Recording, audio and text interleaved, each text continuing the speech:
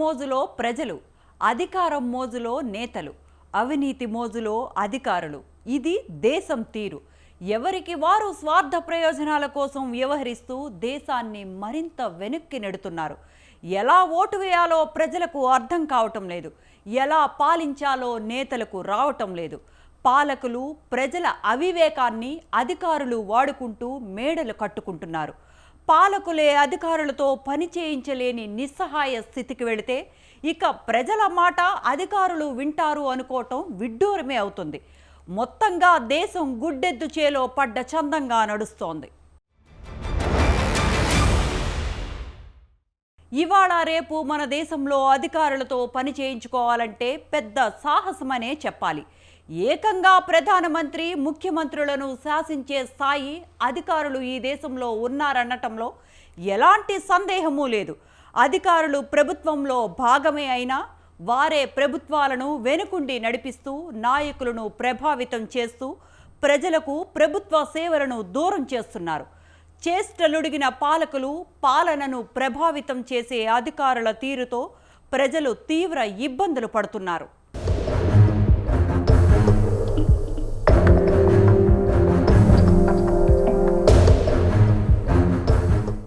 జిల్లా కేంద్రంలో, రాష్ట్ర రాజధానిలో, దేశ రాజధానిలో ఓ ప్రభుత్వ కార్యాలయం, ఏసీ రూమ్, బయటికి వెళ్లేందుకు కారు, దాని డోరు తీసేందుకు ఓ మనిషి, అవసరమైతే భద్రత, ఎక్కడికి వెళ్లినా సాగిలపడే దిగువ స్థాయి అధికార గణం. ఇది మొత్తంగా ప్రభుత్వ ఉన్నతాధికారి దర్పం. ఆ ప్రభుత్వ ఉన్నతాధికారి ప్రభుత్వంలోని ఏదో ఒక విభాగంలో విధులు నిర్వర్తిస్తుంటారు. విధుల్లో భాగంగా ప్రజలతో మమేకమవడం ఆ ఉద్యోగి బాధ్యత. తన పరిధిలో ఉండే గ్రామాలు, పట్టణాల్లో, బస్తీల్లోకి వెళ్లి తన విభాగానికి సంబంధించిన పనులు, ప్రజల అవసరాలపై ఆరా తీయాలి. కానీ మెజారిటీ ప్రభుత్వ ఉన్నతాధికారులు ఇందుకు పూర్తిగా భిన్నం. ప్రజా పన్నుల ద్వారా ప్రభుత్వం కల్పిస్తున్న సౌకర్యాలను అనుభవిస్తున్న మెజారిటీ ఉన్నతాధికారులు ఆ ప్రజలతో మమేకమై వారి సమస్యలను పరిష్కరించడంలో శ్రద్ధ చూపడం లేదు.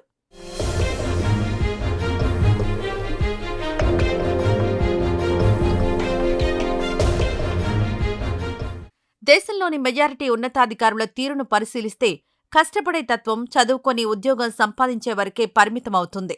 ఆ తర్వాత మొత్తం వ్యక్తిగతంగా తనకేం ప్రయోజనం కలుగుతుందన్న ధ్యాసే తప్ప విధుల్లో భాగంగా దేశానికి ఏం చేద్దాం, మెరుగైన పనితీరుతో ఓ మార్పును తీసుకువద్దామన్న ఆలోచనలే లేకుండా పోతున్నాయి. ఉదయమే 10 గంటలకు ఆఫీసుకొచ్చామా, 4 ఫైళ్లు తిరిగేశామా, ఉద్యోగానికి ఎసరు తీసుకురాని 4 సంతకాలు పెట్టామా, మధ్యాహ్నం భోజనం చేశామా, మమ అన్నట్లు పనుల కోసం వచ్చిన వారిని ఓ 4 కలిశామా, వెళ్లిపోయామా, ఇంతే, ఇంకేం లేదు.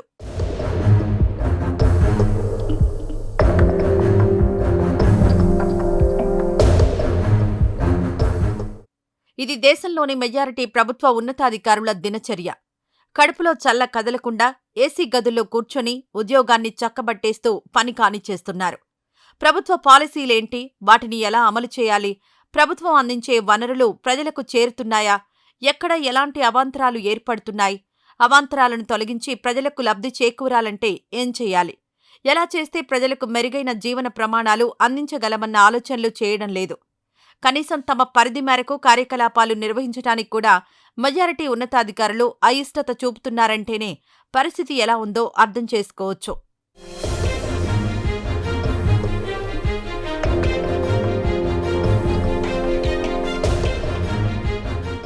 ప్రభుత్వ ఉద్యోగం అంటే ప్రజాసేవలో భాగం. విధుల్లో చేరేప్పుడే సమయంతో పని లేకుండా అన్ని వేళల్లో అందుబాటులో ఉండాలన్న నిబంధన కొన్ని ఉద్యోగాలకుంటుంది. నిబంధన లేకున్నా ప్రభుత్వ ఉద్యోగి అంటేనే అన్ని వేళల్లో అందుబాటులో ఉండడం కూడా ఒక బాధ్యతే. కానీ ఉదయం 10 గంటలకు రావడం, 6 గంటలకు వెళ్లిపోవడం, ఆదివారం టంచన్గా ఆఫీసుకు తాళం వేయడం, మళ్లీ షరామామూలుగా సోమవారం ఆఫీసుకొచ్చేయడం, ఇది నడుస్తున్న కథ. పని భారం ఎలా తగ్గించుకోవాలి, ఈ ఏడాదిలో ఎన్ని సెలవులున్నాయి, వాటిని ఎలా సద్వినియోగం చేసుకోవాలి, వేతనంతో కూడిన సెలవులు ఎన్ని, ఎలా సెలవులు పెడితే జీతం వస్తుందన్న ఆలోచనలే గాని ప్రజా సమస్యలను పట్టించుకోవడంలో 190% అధికారులు శ్రద్ధ వహించడం లేదు.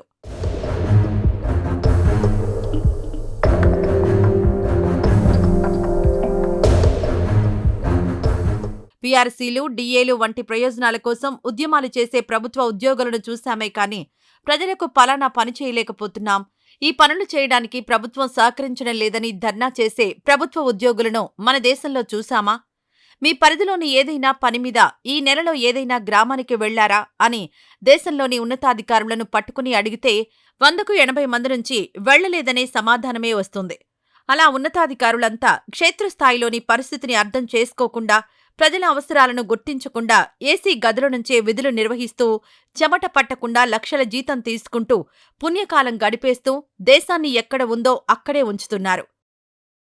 గతంలో అధికారులు చాలామంది సరే 10-15% హియర్ అండ్ దేర్ ఉంటారు. 70-80% అధికారులు రాజకీయ నాయకులు ఏదైనా అంశాలు ప్రస్తావించినప్పుడు అందులో ఉండే లోతుపాతులు, లేకపోతే అది చేయడం వల్ల జరిగే నష్టాన్ని, లేకపోతే చట్టవిరుద్ధంగా రేపు ఏ విధంగా సమస్య అవుతుందో వివరించేవాళ్ళు. ఈ రోజుల్లో అది తగ్గిపోయింది. కారణం నాకు పెద్దగా తెలీదు. పొలిటికల్ ఎగ్జిక్యూటివ్ అనే వాళ్ళకు వచ్చిన వాళ్ళను సంతోషపెట్టాలను, లేకపోతే తనకు తాను సంతోషపడాలను కొన్ని ఆదేశాలు ఇస్తుంటాడు. వాటిని విశ్లేషించాల్సిన బాధ్యత అధికారులదని నేను బలంగా నమ్ముతున్నా. ఆ అధికారులు ఏ ఫైల్ వచ్చినా ఫైల్ నోట్ ప్రిపేర్ చేయడమే కాకుండా మాకు వివరించాలి. కానీ ఇవాళ రేపు అదేం లేదు. మేము ఒక తప్పు చేయమంటే ఒకటెందుకు సార్ 3 చేద్దాం, ఒకేసారి బాగుంటుంది, బలంగా ఉంటుంది, మళ్ళీ ఎందుకు, మళ్ళీ రేపు కొత్తగా 3 చేయొచ్చు అన్నట్టుగా నేను అధికారులను చూస్తున్నా. ఇది సమాజానికి మంచిది కాదు. అధికారుల ఆలోచనలో, విధానంలో మార్పు రావాలి. నిబద్ధత కలిగిన అధికారికి తప్పకుండా గుర్తింపు ఉంటుంది. రాగానే పోస్టింగ్ రాకపోవచ్చు, కానీ రాష్ట్రానికో ప్రజలకో ఏమన్నా చేయాలి అని నాయకుడు అనుకున్నప్పుడు ఖచ్చితంగా నిబద్ధత అధికారి ఎక్కడున్నాడో ఎతికి మరీ పోస్టింగ్ ఇస్తాం.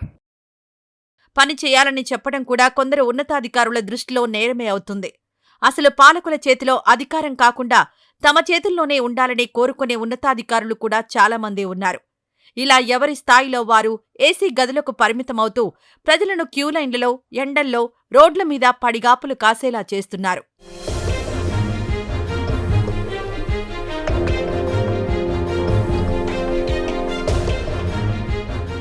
విధుల్లో చేరేటప్పుడే తెలుస్తుంది కదా విధి నిర్వహణ ఎలా ఉంటుందోనని. మళ్ళీ చేరిన తర్వాత ఈ పని చేయను, ఆ పని చేత కాదంటే ప్రైవేట్ సెక్టార్లో అయితే ఏం చేస్తారు? ఎంపిక చేసిన విధుల నుంచి తప్పిస్తారు.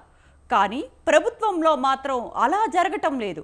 విధులు నిర్వహించని ఉన్నతాధికారులను పాలకులు సైతం ఏం చేయలేని పరిస్థితులు వచ్చేశాయి. ఈ వ్యవహారంలో ఉన్నతాధికారుల ప్రయోజనాలు ఉన్నతాధికారులకు ఉంటే, పాలకుల అవసరాలు పాలకులకు ఉన్నాయి. వెరసి ప్రజలు తీవ్ర ఇబ్బందులు పడుతున్నారు.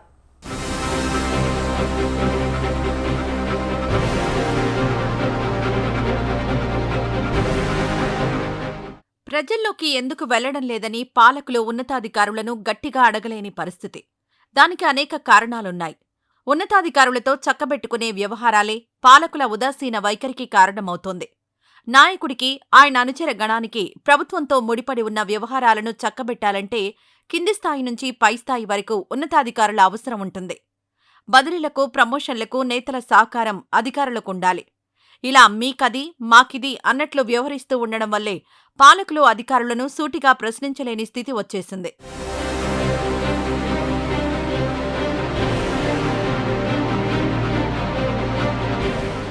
ఎవరైనా ఉన్నతాధికారి విధి నిర్వహణలో కఠినంగా ఉన్నారంటే అంతే సంగతులు.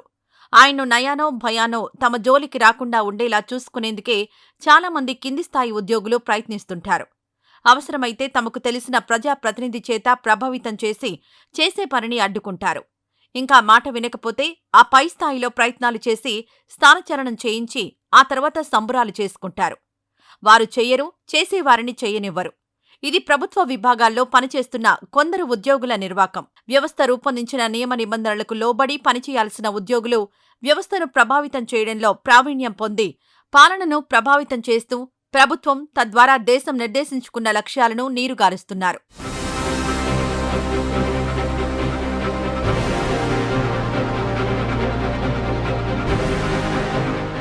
ఇక అవినీతి అధికారుల సంగతైతే చెప్పాల్సిన పనిలేదు. అవినీతి నిరోధక శాఖలోనే అవినీతి అధికారులు అడ్డంగా దొరికిన రోజులను కూడా చూశామంటే అతిశయోక్తి కాదు. తీసుకున్న జీతానికి చేసేది కొంచెం పని అనుకుంటే ఆ కొంచెం పనికి జీతంతో పాటు ప్రజల నుంచి లంచాలు వసూలు చేస్తూ తమ విధులకున్న స్ఫూర్తినే దెబ్బతీస్తున్నారు. కింది స్థాయి అధికారులు రాజకీయ అండదండలతో పై స్థాయి అధికారులను బెదిరించడం, ఆ పై స్థాయి అధికారులు ఉన్నత స్థాయి అధికారులను బ్లాక్మెయిల్ చేయడం, ఉన్నతాధికారులు ప్రజాప్రతినిధులను ప్రభావితం చేస్తూ వ్యవస్థలను నాశనం చేస్తున్నారు. ఫలితంగా నాయకులు ప్రభుత్వ అధికారులను గట్టిగా ప్రశ్నించలేని పరిస్థితి నెలకొంది.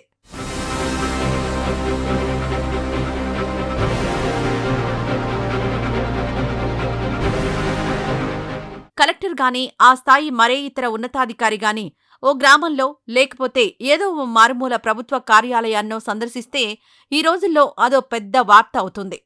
జిల్లా ఎడిషన్లో అదే ప్రధాన వార్తగా నిలుస్తున్న రోజులు చూస్తున్నామంటేనే అధికారుల పనితీరును అర్థం చేసుకోవచ్చు. నిజానికి ఉన్నతాధికారులు ఎవరైనా నెలలో కొన్ని రోజులను ఎంపిక చేసుకుని క్షేత్రస్థాయి పర్యటించి ప్రజల సమస్యలను నేరుగా తెలుసుకుని వాటి పరిష్కారానికి ప్రయత్నించాలి. ఆకస్మిక పర్యటనల ద్వారా ప్రజల సమస్యలను మరింత స్పష్టంగా అర్థం చేసుకునే అవకాశం ఉంటుంది. కానీ ఉన్నతాధికారులు ఒక్క రోజులో ఒక్క పూట కూడా సౌకర్యాలు లేకుండా ఉండలేకపోతున్నారు. ప్రధాన కార్యాలయాన్ని వీడి బయటకు వచ్చేందుకు కూడా సుముఖత వ్యక్తం చేయడం లేదు.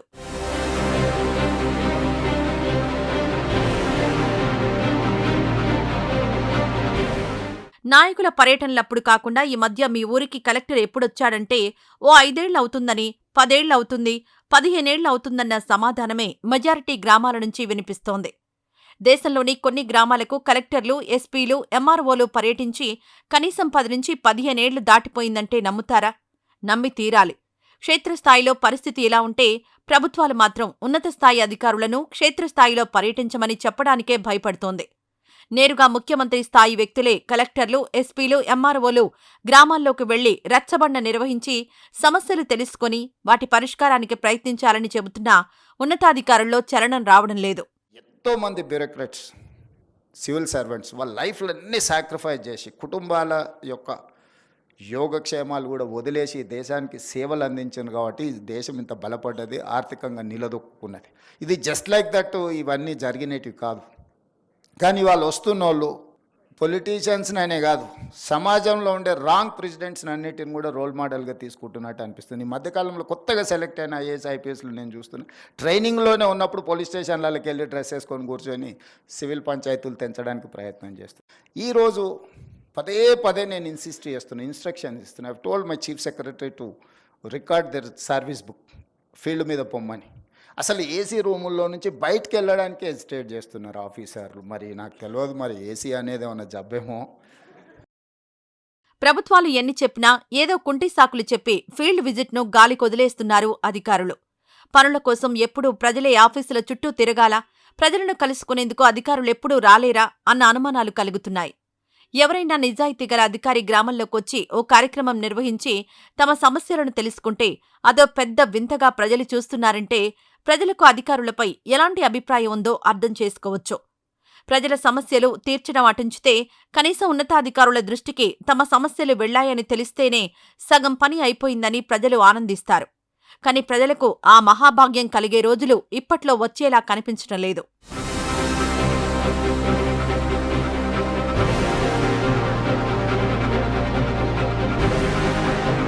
ఒకప్పుడు ఉద్యోగ సంఘాలు హక్కుల కోసం పోరాటం చేసేవి. ప్రభుత్వ ఉద్యోగ సంఘాల ఉద్యమాలు స్ఫూర్తిదాయకంగా ఉండేవి. ఆ ఉద్యమాలు అసంఘటిత రంగాల్లో పనిచేసే కార్మికులను మేల్కొల్పేవి. అయితే రాను రాను ఉద్యోగ సంఘాల లక్ష్యాలే మారిపోయాయి. సంఘాల్లోని నేతలు ఉద్యోగాలు చేయటం మానేసి అంతర్గత రాజకీయాలు చేస్తున్నారు. ఉద్యోగుల వ్యక్తిగత పనులను చక్కబెట్టేందుకు ఉద్యోగ సంఘాల నేతలు ప్రయత్నిస్తూ ప్రభుత్వాలు ఈసరించుకునే పరిస్థితికి దిగజారారు.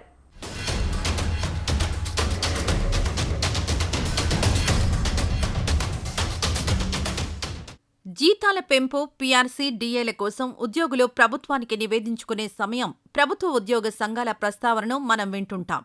అయితే ఈ ఉద్యోగ సంఘాలు జీతాల పెంపు, డీఏలను రాబట్టుకోవడం వంటి హక్కుల కోసం మాత్రమే ప్రభుత్వంతో చర్చలు జరపడం, వినతులు సమర్పించడం చేస్తున్నాయనుకుంటే పొరపాటే.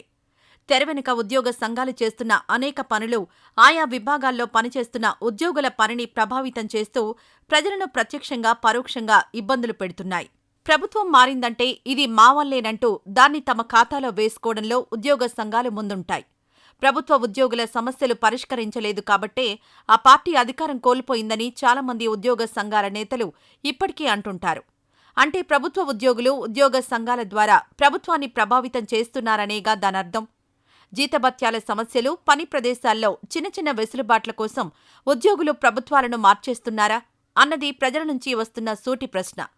ప్రభుత్వ ఉద్యోగం చేస్తూ ప్రభుత్వం కోసం పనిచేయాల్సిన ఉద్యోగులు తమ దాకా వస్తే ప్రభుత్వాన్నే మార్చేస్తామని పరోక్ష హెచ్చరికలు చేయడం ఏ కార్మిక చట్టం కల్పించిన హక్కో వారే చెప్పాలి.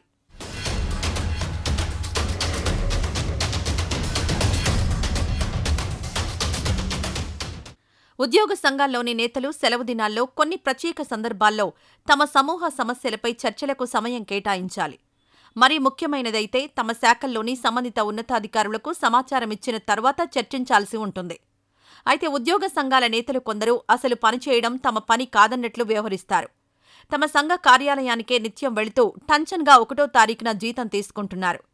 ప్రభుత్వం జీతం ఇస్తున్నది నిర్దేశించబడిన విభాగంలో పనిచేసేందుకైతే సంఘాల నాయకులు రోజూ తమ సంఘానికి సంబంధించిన పనులు చక్కబెట్టుకుంటూ నెలలో ఒక్కరోజు కూడా విధులకు హాజరు కావడం లేదు. ఇక బదిలీల సమయంలో ఉద్యోగ సంఘాల నేతల హడావుడి మామూలుగా ఉండదు. పనితీరును బట్టి ఎవరిని ఎక్కడకు పంపించాలన్న నిర్ణయం సంబంధిత విభాగంలోని ఉన్నతాధికారికి ఉంటుంది. అయితే ఆ ఉన్నతాధికారిని తన విధులను సక్రమంగా నిర్వహించనివ్వకుండా ఈ ఉద్యోగ సంఘాల నేతలు అడ్డుపడతారు. ఫలానా వ్యక్తి మనకు బాగా కావలసిన వాడని, ఈ వ్యక్తికి ఇక్కడ పోస్టింగ్ ఇస్తే సరిపోతుందని, ఆ వ్యక్తి తమకు నచ్చడు కాబట్టి దూరంగా విసిరేయాలని సూచిస్తుంటారు. అవసరమైతే మనకు తెలిసిన ప్రజాప్రతినిధులతో సిఫారసు చేయించుకుని బదిలీలో తమ ముద్ర వేస్తారు.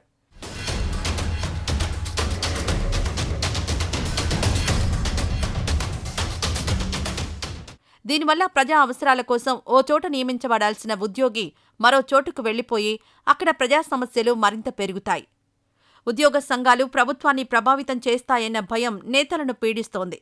ఫలితంగా ఏ పార్టీ అధికారంలోకొచ్చినా వారికి అపరిమితమైన సౌకర్యాలు కల్పిస్తూ పోతున్నాయి. సౌకర్యాల్లో ఏమాత్రం తేడా వచ్చినా ఉద్యమాలు చేయడం, విధులు బహిష్కరించడం పరిపాటిగా మారిపోయింది. అయితే ప్రభుత్వం కల్పిస్తున్న సౌకర్యాలకు తగ్గ పని చేస్తున్నారా అంటే అదీ లేదు. తాను ఉద్యోగం సాధించాను కాబట్టి జీవితకాలం ప్రభుత్వమే తమకు అన్నీ కల్పించాలన్న ధోరణి ప్రభుత్వ ఉద్యోగుల్లో కనిపిస్తోంది. అందుకే దేశంలో ప్రభుత్వ ఉద్యోగాలపై ప్రజలకు మక్కువ పెరుగుతోంది. ప్రైవేటు ఉద్యోగాలకు ధీటుగా పని ఉంటుందని చెబితే ప్రభుత్వ ఉద్యోగాలకు ఇంత పోటీ ఉంటుందా అంటే ఉండదనే చెప్పాలి.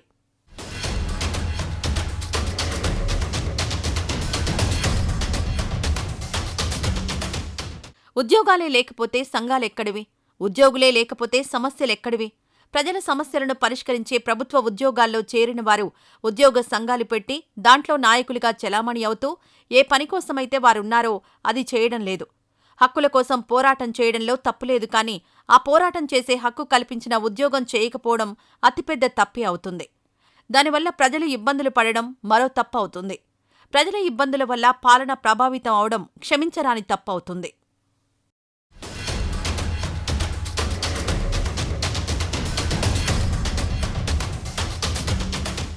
ఐఏఎస్లు, ఐపీఎస్లు గ్రామాలకు వెళ్ళండి అని ప్రభుత్వమే చెబుతున్నా పట్టించుకున్న పాపాన పోవటం లేదంటే ఏమనుకోవాలి?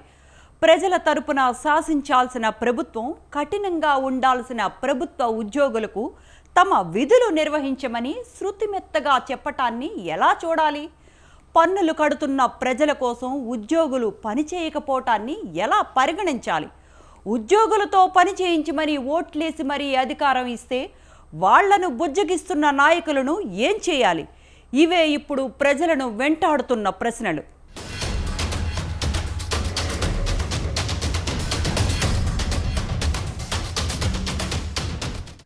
నిధులు లేవని మౌలిక వస్తుల కల్పనలో ప్రభుత్వాలు జాప్యం చేయడం చూశాం, కానీ ప్రభుత్వ ఉద్యోగులకు జీతాలు వేయకుండా ఉండడం ఎప్పుడైనా చూశామా? అస్సలు చూడలేదు. నెలనాడు ఉద్యోగుల జీతాలను ముందు పూర్తి చేయడమే ప్రభుత్వాలు ప్రథమ కర్తవ్యంగా తీసుకుంటున్నాయి. ప్రభుత్వ ఉద్యోగులకు జీతాలు ఆలస్యమైతే అంతే సంగతులు. పరోక్షంగా ఆ ప్రభుత్వం ఉద్యోగుల నుంచే విమర్శలు ఎదుర్కొంటుంది. ఆ సందర్భంలో నిద్రలేచే ఉద్యోగ సంఘాల నాయకుల హడావుడి గురించి చెప్పాల్సిన పనిలేదు. జీతాల విషయంలో ఇంత పక్కాగా వ్యవహరించే ప్రభుత్వ ఉద్యోగులు పనిచేయడంలో మాత్రం ప్రైవేట్ రంగాలతో పోల్చితే ఎంతో వెనుకబడి ఉంటున్నారు. విధుల్లో చేరినప్పటినుంచి ఒక్కో ఏడాదిలో మొత్తానికి మొత్తం పనిదినాలకు హాజరు కాని ప్రభుత్వ ఉద్యోగులు 50% వరకు ఉంటారని ఓ అంచనా.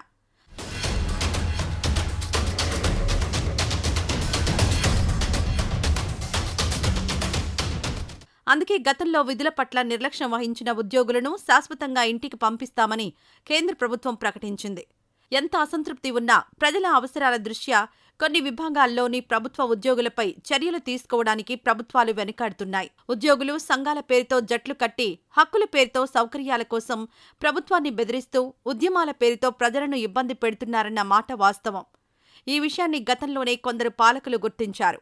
సంఘాలను రద్దు చేసి ప్రజలను ఇబ్బందులు పెడితే కఠినంగా ఉంటామని హెచ్చరికలు జారీ చేశారు. సంఘాలు రద్దు చేసినా కొందరు ప్రభుత్వ ఉద్యోగులకు బుద్ధి రాలేదనే చెప్పాలి. ప్రభుత్వం మారగానే షరా మామూలే అన్నట్లు వ్యవహరిస్తూ మళ్లీ తమ ఉనికిని చాటుకుంటున్నారు. కొత్తగా వచ్చిన ప్రభుత్వం సైతం ఉద్యోగులపై పని విషయంలో ఒత్తిడి తేవాలా వద్దా అన్న సందిగ్ధంలో ఉన్నట్లు కనిపిస్తోంది.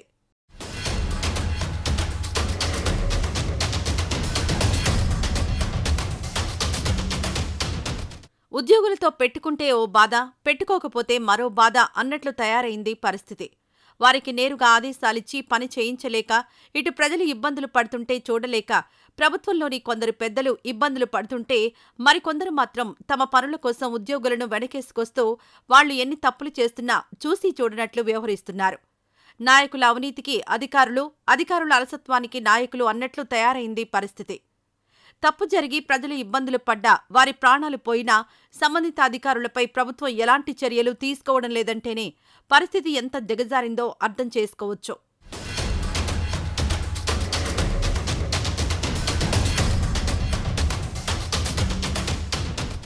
నిన్న ఢిల్లీ రైల్వే స్టేషన్లో తొక్కిసలాట ఘటనలో గానీ, మొన్న తిరుపతిలో తొక్కిసలాట ఘటనలో గానీ, అంతకుముందు పలు రైలు ప్రమాదాలు జరిగినప్పుడు గానీ, పేపర్ లీకేజీలు జరిగినప్పుడు గానీ వెంటనే సంబంధిత అధికారులపై ప్రభుత్వం చర్యలు తీసుకోలేదంటేనే ప్రభుత్వాన్ని, ప్రభుత్వంలోని పెద్దలను, ఉద్యోగులు, ఉద్యోగ సంఘాలు ఎంతలా ప్రభావితం చేస్తున్నాయో అర్థమవుతోంది.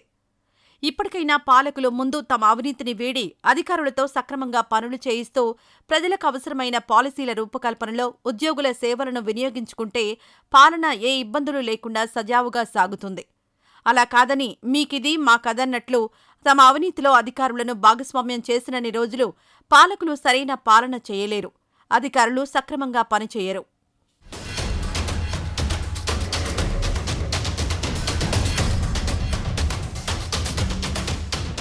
ఇది ఇవాల్టి ఉన్నది ఉన్నట్టు. స్టే ట్యూన్ టు స్వతంత్ర.